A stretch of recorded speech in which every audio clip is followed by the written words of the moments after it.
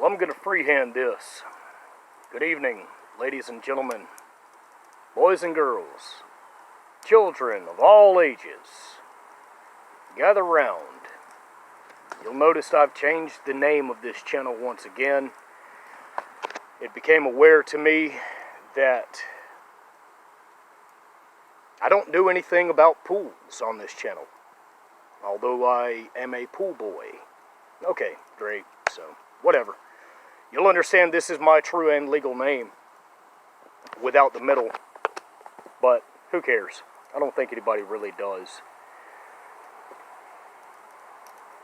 It's Friday, September 11th, 2020, and there are a couple videos I've seen as tribute, so I figured I'd do one. I haven't done a video in quite some time for YouTube. I have done them for Facebook, which in fact, apparently are drug-induced videos. Well, fine.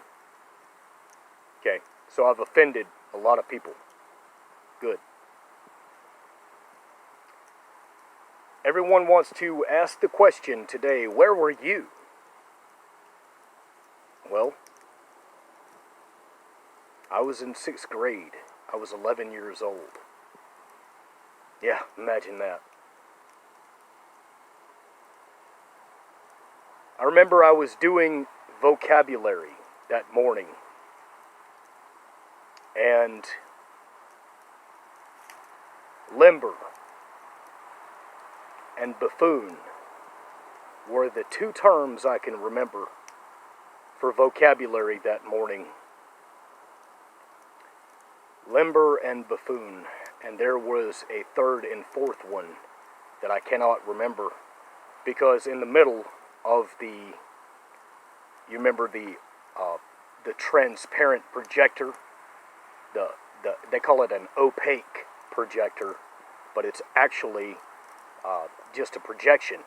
Before the actual projector screens came out in 2001, we had the opaque projectors, and that was what was on the whiteboard, the pull-down white screen.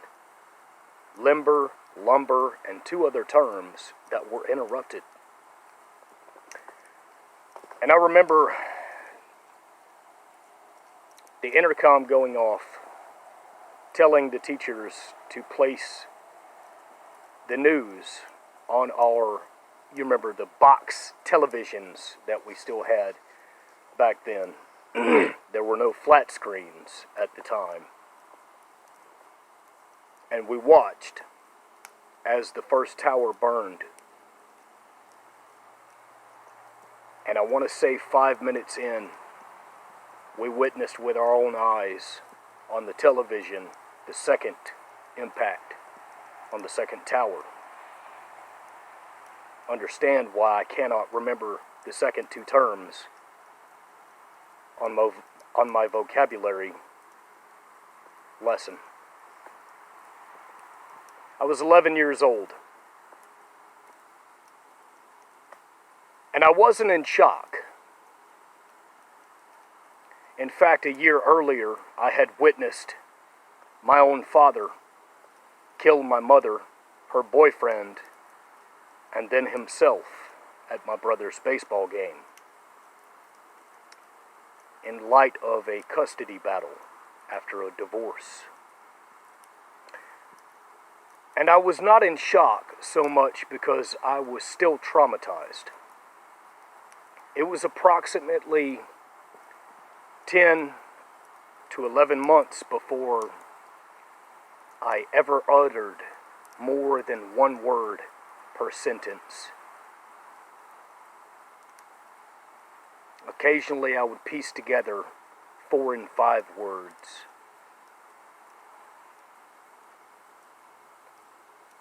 And I remember very distinctly the lack of astonishment I had at the reactions everyone else had. The majority of people surrounding me were traumatized, to say the least. However, I was already quite enamored and engulfed with pain and agony.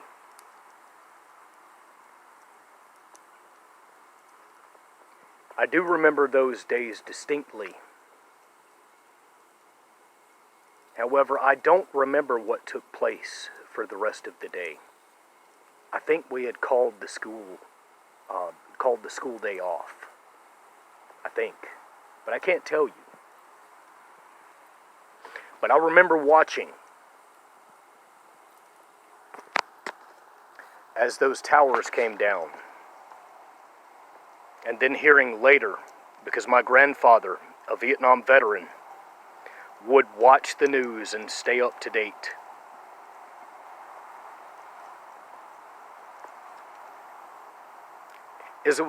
It was definitely a chaotic and tumultuous time. You see, and at 30 years of age, I realize that I have spent 20 years on this earth without my parents. I've been alive longer without them than I had the opportunity to know them. But it does beg the question that 19 years of my life has also been spent not only in personal but collective chaos, that America was absolutely plunged into a time of existing with so much chaos. And that there are individuals who were not even alive then, that all they have known is 19 years of war. When you think about that a child was born in the era of the war on terrorism. I had a conversation, much like I do every Friday, when I do my own personal pool runs. I have a driver, and bless her, she is a wonderful woman. No, she is not mine. Do not ask. We were discussing today the elections, and we were discussing certain events. She has children. One is of the age, he's a veteran as well.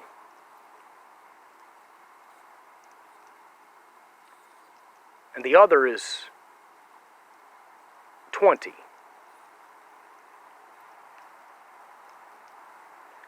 And the 20-year-old was unsure, according to her, whether or not he was eligible to vote or even registered. And an alarm bell went off immediately in my head. And I said, wait, 20 years old, and he does not know if he is registered to vote? No. I don't think he ever has. And obviously he's a male. Then he's not registered for selective service. Alarming, right? Because if you are eligible as in you are not disabled, for selective service,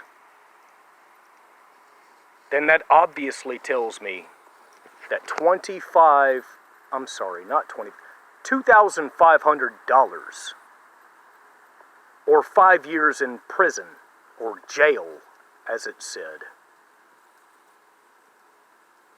If you don't register within 30 days of your 18th birthday, man, boy, you can be penalized.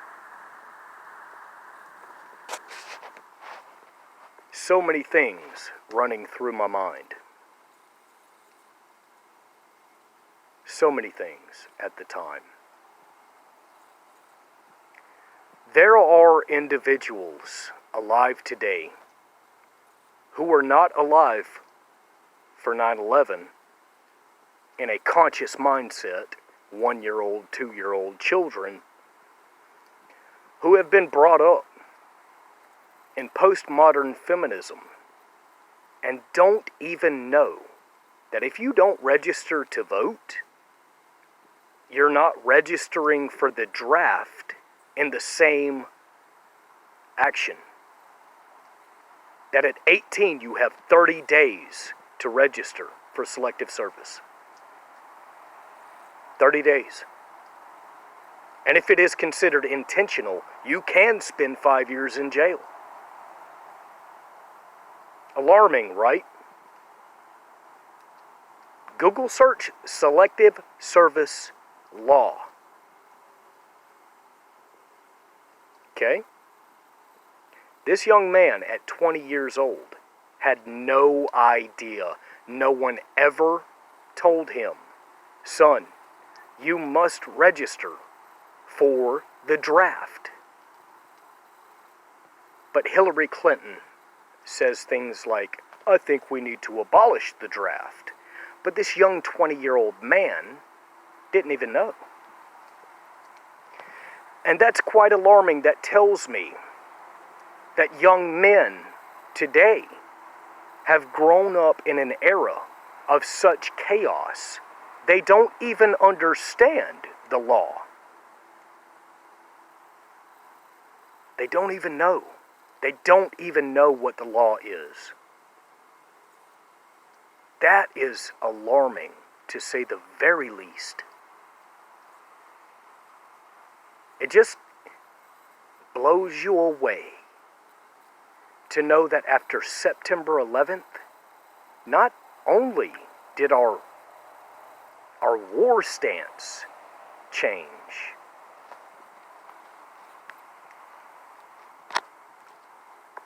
our understanding of the world around us changed. And so did our understanding of the law, or what the conversation even needs to be.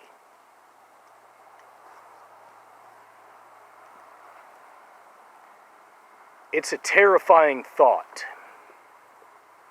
Terrifying. To know that we have Marxists, communists, outward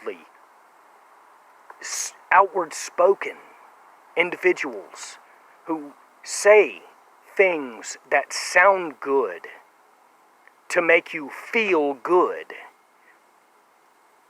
The NFL taking a knee, the fist in the air, the equality narrative between men and women. But in reality, we've sold our birthright.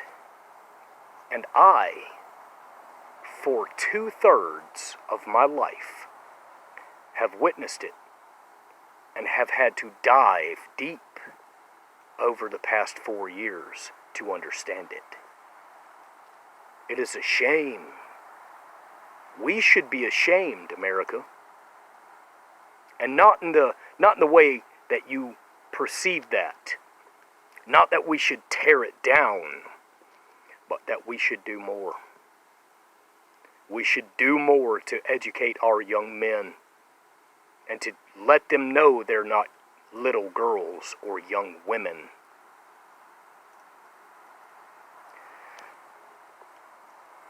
I'll leave you with this. My grandfather used to tell me, son, when a man starts talking about the weather, check for your wallet. You know what that told me? Nothing at the time. But I grew to the understanding that what it truly meant was that when someone starts talking about nothing, look to see what they're asking you for. And I'll bring it more closer to home. When someone starts talking about power, run for your life. Everything you hear from the left is about power because they look to gain something from you. And they have taken almost everything from us today. I was 11 years old on 9/11. I was doing the vocabulary words. Today, I'm not sure what I'm doing other than holding together small pieces in small ways. We need better, America. Our children need better.